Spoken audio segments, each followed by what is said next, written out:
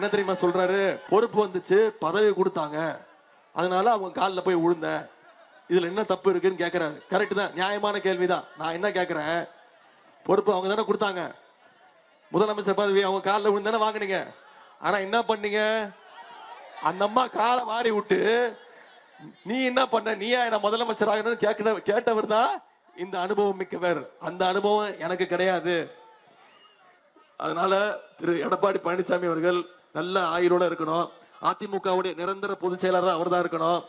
நம்முடைய திராவிட மாடல் 2.2 ஆட்சியில நம்முடைய தலைவர் மீண்டும் செய்கின்ற சாதனை எல்லாம் அவர் இருந்து பார்க்கணும். நான் உங்ககிட்ட கேட்டுக்கொள்வதெல்லாம், நம்முடைய தலைவர் திரும்ப திரும்ப சொல்றது ஒரே ஒரு விஷயம் தான். வர்ற சட்டமன்ற தேர்தல் டெல்லி அணியா தமிழ்நாடு அணியா? டெல்லி அணி வெர்சஸ் தமிழ்நாடு அணி. தமிழ்நாடு அணிக்கு நம்முடைய தலைவர் தான் கேப்டன்.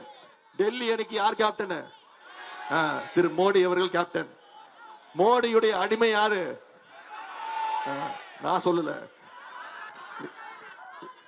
அந்த அந்த டீம் மீண்டும் மிகப்பெரிய, ஏற்கனவே 10 தோல்வி கொடுத்திருக்கிறோம் அவருக்கு. 10 தோல்வி பழனிசாமியை இந்த முறை மொத்த தோல்வி பழனிசாமியாக்கி வீட்டுல உட்கார வைப்போம். வீடுதோறும் அரசு சேவைகள், மருத்துவம் தொடர்ந்திட ஸ்டாலின் தொடரட்டும், தமிழ்நாடு வெல்லட்டும்.